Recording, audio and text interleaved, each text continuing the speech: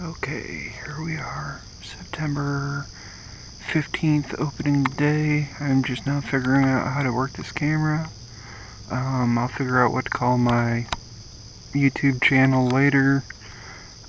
So far this morning we have had 8 deer. This is setup number 1. We will be hunting in Missouri and in Kansas later on in the season. Like I said, this is setup number 1. We had 3 way out there in the field. We are hunting Missouri opener for bow. I had 3 right in there, and I had about 5 come in here before shooting light. Okay, I am Hefty, your host.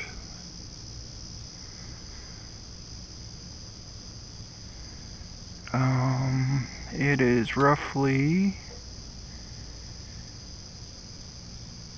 I don't know, 7 o'clock, 8 o'clock. So stay tuned, see what happens, wait it out with me. We will find out what happens. A little bit about this, me and my son came in here about a week ago. Dropped this pop-up. It's kind of on a pinch point, as you can see. We got a field right across there that has corn. We got a field back behind us that has corn. Kind of bottlenecks right here. Got trees here, trees behind us, trees right here. There's a drop-off that I've got to stand down in the bottoms, right next to a creek. There's a stand over here, overlooking that. There's an owl. Alright, stay tuned.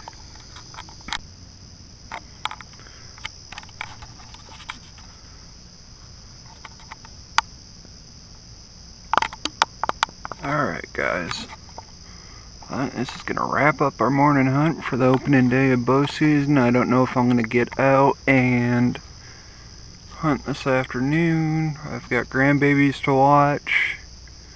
I will, however, be touching up a few things at my other stand. I'll see you over there. I will show you where this stand's located as soon as I get out of here. This piece of property, unless I'm hunting the bottoms, you're catching them early morning, so if you don't catch them coming and going, you pretty much got to hit them at first light. If not, you don't see them until later on at night. I've seen some pretty monster bucks on this property. I've been hunting this particular piece for going on 15 years. It's family land. It's a good chunk of land. So I pretty much know what's going on. Like I said, if you're not hunting the bottoms, you pretty much get out of here around 9, 10 o'clock. Like I said, I'm going to go spruce up my ladder stand. This is a ground blind. I'll show it to you. Plus I got a trail monitor camera I'm going to look at, and I'll show you the pictures if I can. See you in a minute. Alright guys, like I said, that was home sweet home. So over here, can't get much closer, is one cornfield. And we'll get closer to the other one here in a minute. So, like I said, I'm sorry earlier today. First time using this camera. I didn't get any film of deer, but it's not always about shooting and filming deer that make hunting fun. Like I said, I seen 8 this morning, so it was a good morning out. So, bear with. We'll go over gear and everything like that after I'm done, once we get back to the car. Alright? Thank you very much. So this is stand number 2. I don't know if you can see it very well.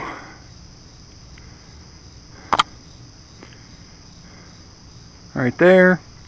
And this right here, my friends, is my epic food plot. As you see, we came back in here over the 4th of July weekend, me and my youngest son, and we planted a food plot. Looks like we have some stuff coming up now, but as you can tell, nothing worthwhile. We took a rake, raked up all the stuff. It was a no-till food plot, and I followed the videos on YouTube on how to throw up a food plot with just a rake and household common tools. I took a spreader, spread that SOB, and this is what we came up with. Now that right there is what you get when you throw come here deer down. Not come here deer, but deer cane. Okay. And for all you hunters out there that live in a state that do not allow corn or anything like that, this is one of the neatest tricks for younger hunters or anyone else, and you need to hold deer in an area. As you can tell, I've got deer bedding right here. That's a deer bed, and tracks, and everything else. They're bedding all up in here. This is a south-facing slope, so when the weather gets crappy, you can see I've got bedding all in here. Peanut butter. And what you do is you take a jar of peanut butter and you cut the bottom off. This is 2 weeks old now. It doesn't matter, and what I found the best is, and the cheapest route is, because I'm on a fixed income, because I have 3 herniated discs in my lower spine, 1 in my middle back, fibromyalgia, chronic reflex pain syndrome, and all that fun stuff. Dollar Tree. You can buy it for $1, and there you go. It'll hold deer, and it works in the cold months and everything else. So this is why I'm doing this YouTube video, is for us hunters that are on a fixed income and like to hunt but can't spend a lot of money on it. I hunt for meat. I don't hunt for horns. If I get a crack at a good buck, I will take it. As a matter of fact, this stand that I just showed you, I missed a good 8-point last year because I was a doofus and forgot my release at home. And anyone that hunts with a release and has tried to shoot fingers knows that if you shoot with release and you try and shoot fingers, you miss. So, on to a different note. This is one of the neatest properties that I've ever hunted in my life, because you got a holler down here. Not only that, there's a creek that runs down this finger down here. You got a waterfall, and this is the bottoms I was telling you about. If my back and I'm feeling up to it one day, I'll take you down there. But again, we're hunting Missouri opener today. So, trail camera, tree stand. I generally only hunt tree stands if I'm with my oldest son, who's 19. That way, if I have any problems, he's with me to help me out. And for those of you that doubt that you can shoot deer at 12 foot, that's all that is. I'm afraid of heights. I don't get up in those 20 footers. Now, hopefully here soon, I'll get you up with my hunting partner, Jimmy Horner. He hunts 20 feet off the ground, 16, 18. Some of the most rickety stands I've ever hunted on is with that man. But good guy, do anything for you. So, as you can see, bedding area. Nastiness right here. And as you will see, cornfield. So this is what we're hunting. And this is the other side where those does came in this morning. When I seen them, they were at 105 yards. So, we're also trying a new product out this year. Sorry, I gotta move slow. I'm also on a cane. Once I post this, which will probably be sometime this afternoon, if any of you guys know this thing, let me know how you've had with it. What it is a Magnum dripper, and what it does, mock scrape. I have never tried one. Figure I'd give it a whirl. I missed an 8-point right at that corner right there last deer season.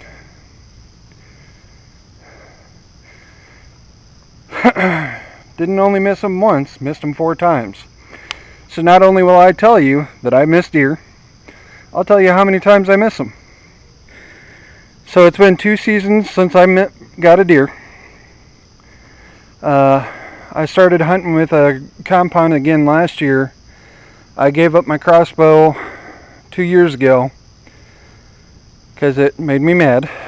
I went from shooting a Barnett Wildcat 450 or something like that, carbon arrows, and I put Schwackers on them. Not knocking Schwackers, I'm sure they have a proper place and all that fun stuff, but when I was in Kansas, I missed a nice, oh good lord, 8-point at 35 yards. My crossbow was sighted in with the practice blades of the Schwackers at clear out to 65, and it missed.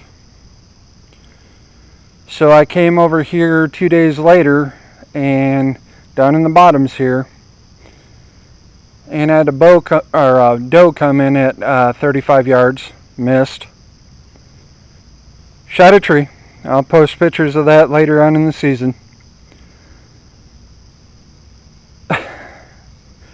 Had a buck come in and shot underneath it. All with Schwackers. I was so mad I took that bow home that afternoon and put the practice broadhead back on and started shooting. Well, lo and behold, it was hitting bullseyes. I've actually got pictures of it. Put a field point on, Robin Hooded an arrow. That arrow is still at home. And then put fixed blade broadheads on and was shooting dead to rights every arrow I shot. Took the target in, showed my wife, and I was about ready to give up hunting. So I sold that one, and I bought this little bear. I'll show you when I get up to the car, and haven't looked back since. Only snafu I've had since then is that I forgot my release at home, and I missed a nice 8-point with it because I was a dingleberry and forgot my release. So let me walk up to the car, get settled in, change clothes, and I'll show you my setup and show you what I'm shooting now. Alright, see you in a... Alright guys, here's the gear. Of course you can't go wrong with Thermacell. I swear by those. And I prefer Scent Brand Killer Scentaway. Tried the other stuff. It's what I prefer. Each his own, I guess. I'm shooting Carbon Express Wolverines. You buy them at Walmart for $3.49 or $2 off season. And I can't bring myself to spend $25 on broadhead, guys. I can buy these for $5. And I tell you what, I've killed more deer with $5 broadheads than with the expensive shit. Just to be honest with you. I mean, seriously. What are the qualifications for a good broadhead? Sharp, punch a good hole, recover the deer. Up until Cabela's quit selling their FX 100s, this is what I turned to. Is Allen Lightning 100 grains. It punches a good hole. I've killed, I don't know, 10 deer with them. I can't complain. I've also used the Grizzly 125s. They work well too. I use those out of my crossbows and when I used to shoot 70 pounds. As far as my bow, I'm shooting a 50-pound Bear Apprentice 3, and I love it. The bow I had before I got hurt was a TRX 32. Guys, I tell you what, I bought that thing in 2005. I could hit blackbirds off the fence at 25-30 yards all day long with broadheads on. Everyone swears by Matthews. I love Matthews. It's a great bow. I was fortunate enough to shoot my little brothers and I loved it, but I come from a large family. Me and my wife had 4 beautiful children at a very young age. I was a corrections worker for a long time. Sales before that, and I just couldn't afford the finer things in life, so Bear's been my brand. And before that, Hoyt, Super Slam, Supreme, back when Chuck Adams endorsed it, and before that it was PSE. So I shot the best of the best before I went to Bear, and for me, Bear is the best of the best. And this is going to sound weird to you guys. I've shot deer in front of me at 2 yards. I don't know how many seasons in a row. So, to be honest with you, HS Scents and Lures. Now, I'm not paid by any of these guys. This is just me. This one is a lifesaver. My hunting partner looks at me like I'm crazy. My kids thought I was crazy. But I've shot deer from me to that post away time and time again. I spray down with it right after I get done spraying down with the good old-fashioned scent away. Head to toe, deer pee. Coyotes follow me out of the woods. I'm not afraid of them. They're not afraid of me. But it's whatever. Deer aren't afraid of me. I don't get busted. When you smell like a deer, you get more deer following you. A buddy of mine came into a store I was working at once and said, I've got this neat thing I want you to try. It was called Deer Herd in a Stick. And I was like, okay. So I tried it. $20 it cost. And I was buying Scentaway spray at the time to spray around on my boots. And I was like, that doesn't make sense. Buying a $20 product when I'm using this spray as a natural scent killer on my feet to walk into my blind. So I started spraying it down with it, and lo and behold, more and more deer started getting less and less spooked. So here I am, 15, 16 years later, and I swear by it. So, like I said, I don't get paid by any of these people. It's just the products I use. I'll show you more tips and tricks as I go on. You know, I'm just starting this channel to help you guys out, show you some cheap tricks, show you some cheap products. You know, it's not all about name brand recognition. You know, I belong to several crossbow channels as it is, and they're great channels and they're doing what they're supposed to do. But I get upset when a lot of people chime in and say, hey, you have to buy this product because it's name brand recognition. Yes, name brand stuff is good. But I tell you what, when I'm sitting out at 20 yards, grouping arrows to the point where I can only shoot one arrow at a time because I'd wreck my broadheads, wreck my arrows, and I'm on a fixed budget, that is what it is. Key example, I got on a couple weeks ago, a young 13-year-old kid hopped on and he's like, hey, I want to buy a crossbow. I've got $200 to $300 to spend. You know, what should I get? And these guys are like, hey, you need to go spend $500 and buy this 10-point blah blah blah.